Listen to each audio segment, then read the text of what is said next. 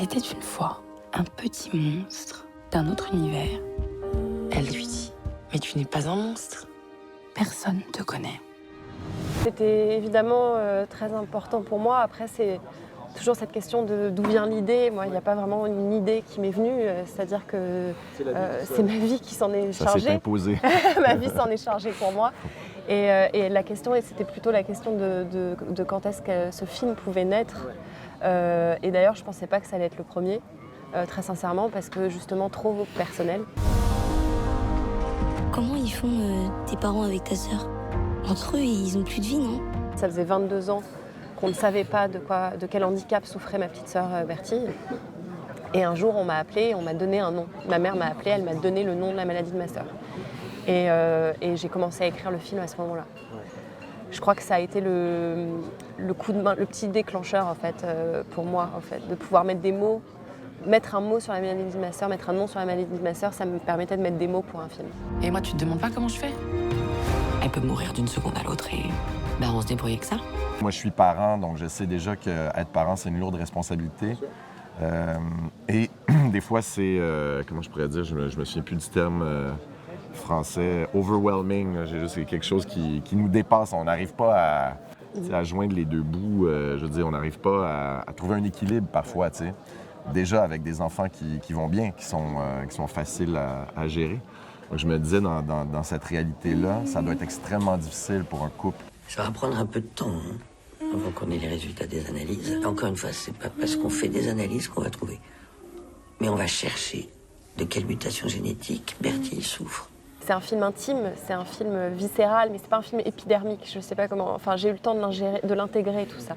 C'est d'ailleurs pour ça certainement que j'ai réussi à le faire à ce moment-là. Avant, j'étais trop en colère. J'étais en colère contre la situation. Je me demandais toujours pourquoi ma famille, pourquoi elle. Et voilà. Et c'est quand cette colère certainement est passée que c'est devenu possible de le faire, ce film. Et puis après aussi, je ne l'ai pas écrit toute seule. J'ai eu un co-scénariste merveilleux, Olivier Torres, qui m'a accompagnée dans ce chemin et qui certainement a décuplé le passage, entre guillemets, du journal intime à l'œuvre de cinéma, parce que j'avais envie que ce soit un vrai film de cinéma pour les spectateurs qui connaissent le handicap, mais aussi pour les gens qui ne connaissent pas nécessairement. Est-ce que c'est une mutation spontanée? Est-ce que c'est une mutation héréditaire? Est-ce que c'est une mutation sur le génome? Est-ce que c'est une délétion? Une délétion? Une délétion, c'est quand il manque complètement une partie du génome. En fait, c'est comme s'il avait fondu.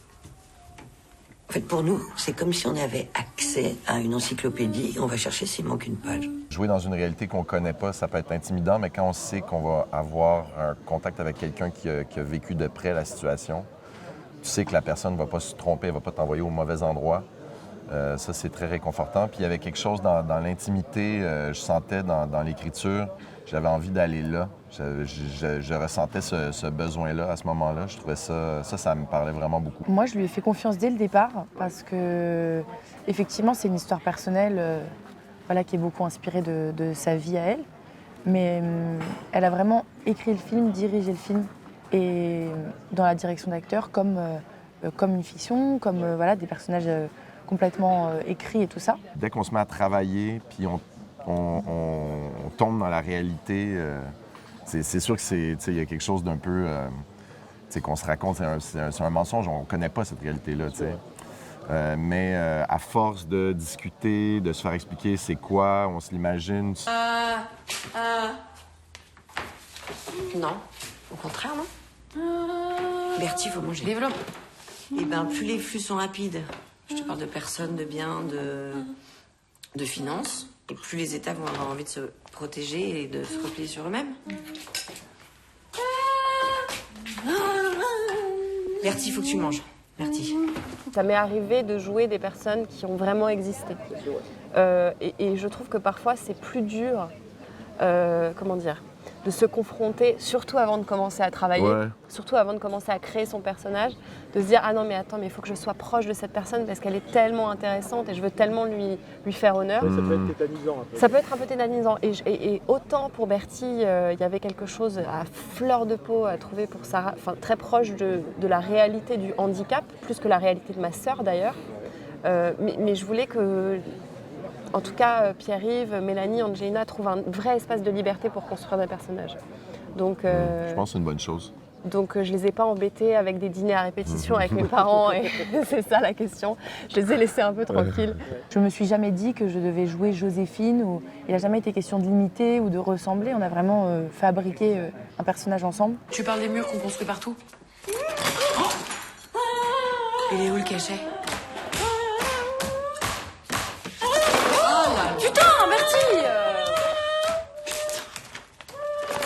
C'est une jeune fille qui est effectivement en quête d'émancipation de par son âge déjà, puisqu'elle a 17 ans, qu'elle passe son bac, et je pense que tous les jeunes gens de cet âge-là passent par là. Mais c'est amplifié pour le personnage de Marion, puisqu'elle a beaucoup de responsabilités, elle passe beaucoup au second plan à cause de la situation de sa jeune sœur. Et donc non, c'était de trouver une balance entre les deux, et le film c'est un vrai cheminement de ça. Je trouve qu'elle part d'un endroit et suite à plusieurs choses qui se passent dans le film, elle grandit et peut-être elle arrive à aller vers autre chose. Arrête de demander du soleil.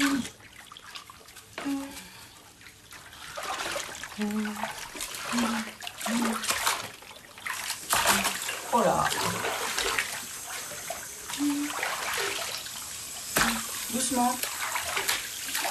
Joséphine ne voulait vraiment pas faire un truc triste, dans le pathos, c'est tout. Elle voulait montrer qu'il peut y avoir de la lumière, que c'est une famille à part, mais que c'est quand même une famille comme une autre. Ils s'aiment, ils sont unis, ils ont aussi plein de moments de joie, même si le film peut être un petit peu sombre à des moments.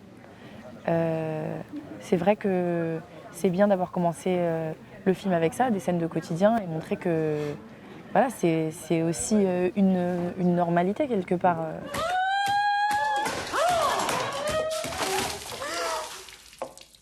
Mais non, mais pourquoi tu fais ça? Mais t'es complètement folle. Ça va, elle va pas se noyer non plus. C'est complètement con. Mais ça va, elle est pas au sucre. Cette première séquence, je l'ai pensée, on l'a écrite avec mon co-auteur en se disant c'est un pacte avec le spectateur. C'est là qu'on signe un contrat. Vous allez voir l'intimité, le quotidien dans ce que ça a de difficile, mais je vous jure, ça va bien se passer. et vraiment, cette première séquence, en quelques minutes, je voulais qu'elle raconte ça. Je voulais qu'elle raconte aussi la fragilité des instants qu'on peut passer dans ce genre de famille où on passe, c'est pas du rire aux larmes, mais quasiment, enfin, tout se mélange de manière extrêmement complexe et voilà, et ça incarnait ça en fait. Cette première séquence incarne ça pour moi.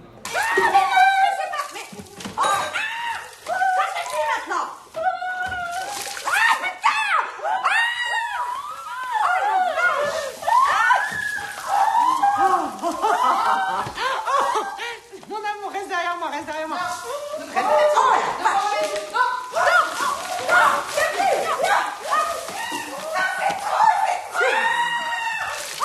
Angelina, j'ai l'impression justement de l'avoir choisie pour toutes les raisons pour lesquelles elle ne me ressemblait pas et de l'avoir aimée pour toutes les raisons qui nous ont rapprochés au fur et à mesure du tournage. Il y a certainement chez Angelina, en fait, moi ce qui m'a attirée, c'est une énorme maturité. Enfin, l'impression en tout cas qu'elle a déjà quelque chose de très adulte, presque une gravité parfois. Très ancrée, ouais. Ouais, très ancrée, Ouais. très terrienne. Et en même temps quelque chose de très jeune. Et c'est les deux choses que j'avais besoin de trouver dans le personnage de Marion. Et en plus de ça, c'est une technicienne hors pair. Enfin, elle a un truc technique qui est absolument dingue. On a fait quelques lectures tous ensemble. Moi, j'ai passé du temps avec Bertie, la vraie sœur de Joséphine, et avec Joséphine et Sarah, on est partis aussi pendant les vacances ensemble avant le film. On a travaillé des chorégraphies parce qu'il y a quand même un rapport au corps qui est important dans le film, et quand on est en contact avec une personne en situation de handicap, forcément, en tout cas Marion dans le film, doit souvent l'habiller, la toucher, la relever et tout ça. Et donc on a travaillé des chorégraphies pour que ça soit le plus naturel possible.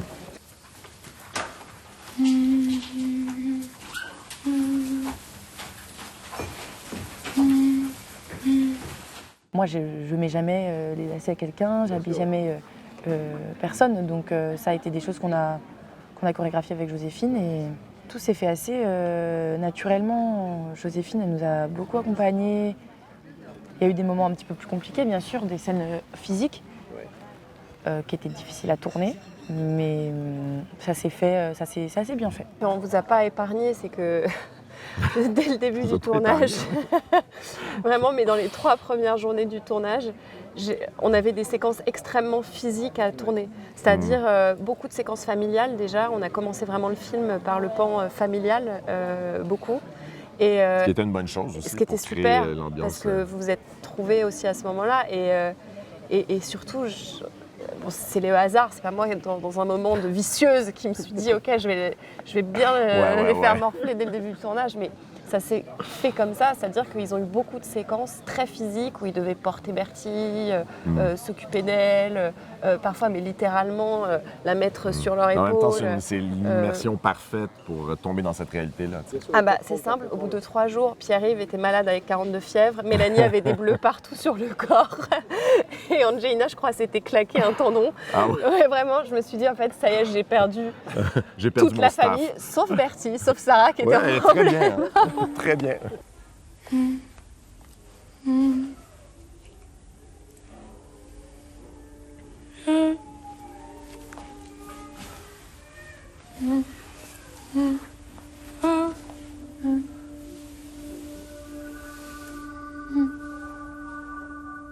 Sarah, ça a été merveilleux de tomber sur elle. C'est une actrice vraiment fabuleuse. À la base, on voulait caster quelqu'un en situation de handicap. On a rencontré beaucoup de personnes en situation de handicap. Mais malheureusement, beaucoup de jeunes filles non verbales, comme ma sœur. Et ça m'a posé le problème de je ne peux pas caster quelqu'un qui ne peut pas me donner son consentement d'être sur le plateau. Ça ne marche pas. Il faut que j'ai quelqu'un qui puisse me dire j'ai envie de tourner, j'ai envie de travailler. Ouais, c'est quand même très demandant. De respect mutuel pour vous. Ouais, et puis en fait, à un moment, je me suis mis face à ma propre responsabilité. Je me suis dit, est-ce que tu aimerais que ta sœur soit sur un plateau de film pendant beaucoup de jours en plus, parce qu'elle était très présente. Oui, puis c'est des longues journées. Là, et puis la réponse était non. Ouais. Et puis la mettre dans des piscines, dans des torrents, dans la mer, je me suis dit, c'est pas possible. Et là, j'ai vraiment cru qu'on n'allait pas s'en sortir avec ma directrice de casting, Sandy Galland-Pérez. Et je me suis dit, si je trouve pas Bertie, je peux pas faire le film. Et au final, elle a trouvé cette merveilleuse comédienne qu'est Sarah. Il fallait que ça soit réaliste et crédible, le rapport avec cette jeune sœur Bertie qui est en situation de handicap, qui est une comédienne, qui n'est pas handicapée dans la vraie vie. Et donc on avait envie de le faire le plus sobrement et le plus... Voilà, de la manière la plus réelle, quoi, pour que ça soit ni une imitation, ni trop, ni pas assez. Et donc là, il y avait quand même une petite pression par rapport à ça. Mais comme Joséphine l'a vécu, du coup, elle avait un regard très juste et elle nous a bien amené au rôle, quoi. Arrête! Ça va? Qu'est-ce qui se passe? Mais rien, elle m'énerve. T'étais où? J'étais où? Ton père a loupé son avion, du coup je me suis tapé les courses. Oui, mais moi je suis en retard là. Bah je suis désolée.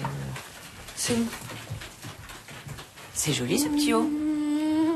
En étant comédienne Joséphine, elle connaît un petit peu les clés, entre guillemets, les rouages un petit peu du comédien qui va chercher des trucs dans sa tête pour se mettre dans un état ou pour faire une scène. Et donc comme elle est vachement connectée à ça, elle va te donner le bon conseil, je sais pas ce que t'en penses, dans le creux de l'oreille, elle va te donner le bon conseil, la bonne direction. Et moi, personnellement, qui m'ont beaucoup aidée dans plein de séquences, elle avait les mots justes, quoi. Et elle savait exactement dans quelle direction m'emmener, sans me forcer, sans me dire quoi faire. Mais non, elle nous a dirigés avec beaucoup de sensibilité, de douceur. En même temps, elle savait vraiment ce qu'elle voulait, quoi. Donc moi, je pense qu'être comédienne, bien sûr, ça change la donne. Elle sait ce que c'est, évidemment, et on a le même vocabulaire, il y a quelque chose comme ça. Et effectivement, elle sait ce que c'est que donner des indications et en recevoir, surtout. Après, je ne sais pas si les acteurs sont des meilleurs directeurs d'acteurs que les réalisateurs. Je pense que tout le monde est très différent. Et quelque part, quand Joséphine venait nous diriger, moi j'avais une réalisatrice devant moi. Oui, c'est ça. Et pas une actrice. Donc oui, il y a cette question de vocabulaire, mais en fait... c'est différent, c'est pas c'était forcément mieux, mais c'est différent, quoi. Ouais.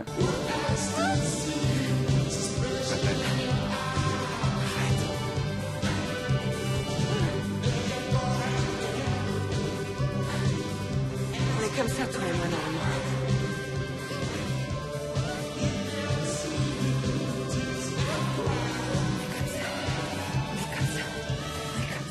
Il y avait aussi le fait de jouer avec Mélanie Laurent. C'est sûr que c'est une comédienne d'exception, donc ça me parlait aussi énormément, évidemment. Comme je connaissais déjà Mélanie, évidemment qu'on avait un rapport d'affection.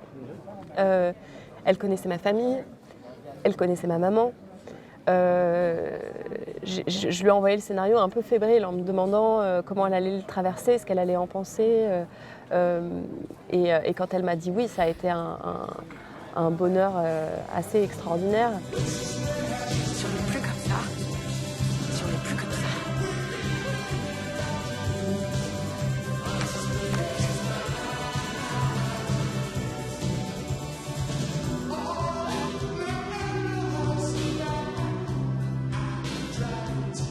Pierre-Yves, je l'avais vu dans Simple comme Sylvain, évidemment, mais en fait, je me suis rendu compte en faisant des recherches que je l'avais vu déjà dans plein d'autres films.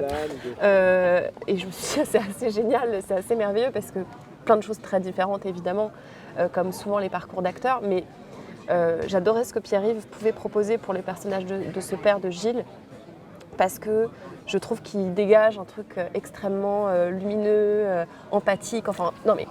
On a plutôt envie d'aller vers toi que de fuir, tu vois. C'est ça que je pense.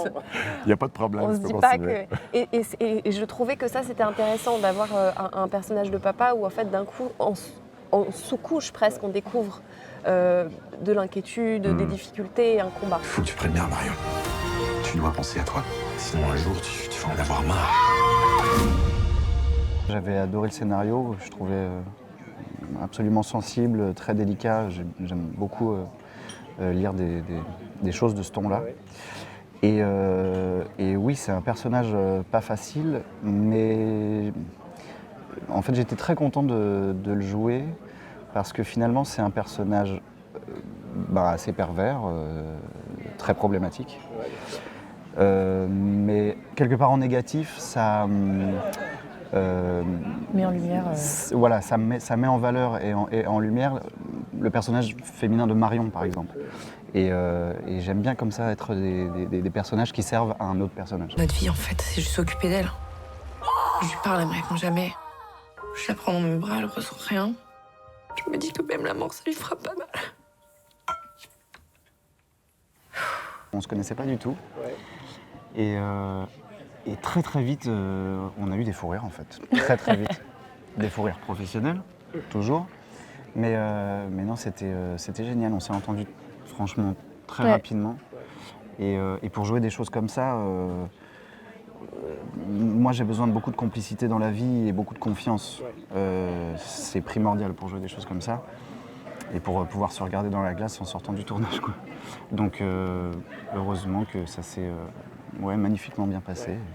Nous sommes amis maintenant, on peut le célébrer. Et oui. En fait, il y a juste un moment où il faut se concentrer et on arrête les blagues et là on travaille.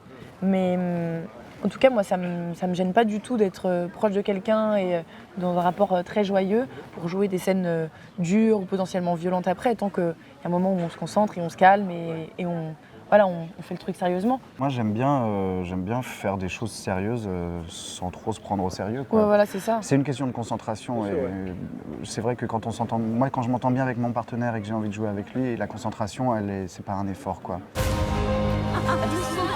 Vous avez fait un chemin incroyable avec Bertille. Vous vous en rendez compte? On va essayer de poser un diagnostic. On voit et on avance. On savait pas trop ce qu'on faisait, en fait. Ah oui. C'est-à-dire qu'on savait pas trop dans quelle direction ça allait être le film fini, quoi. Sans être angoissé par rapport à cette question-là, mais c'était assez mystérieux pour nous. Et j'ai trouvé qu'il était très doux et que voilà, elle avait réussi à éviter le truc sombre que ça aurait pu être, puisque c'est quand même un sujet assez difficile, quoi. Pour tenir, je me dis que son monde, il est merveilleux. Et qu'on en fait partie. C'est comme ça que je tiens. Pour moi, c'était étrange parce que quelque part, dans ce film, j'ai eu que des scènes avec Angelina. J'ai vraiment un parcours annexe, quoi. Donc, j'ai vu qu'une petite partie vous avez découvert plein de choses, du tournage, la mienne. Donc j'ai découvert pendant tout un temps du film, je suis vraiment spectateur, ce qui est assez agréable. Mais oui, moi aussi, ce film, je trouve particulièrement sensible. Je le trouve à l'image de Joséphine, quoi. Donc quelque part, je suis pas surpris non plus.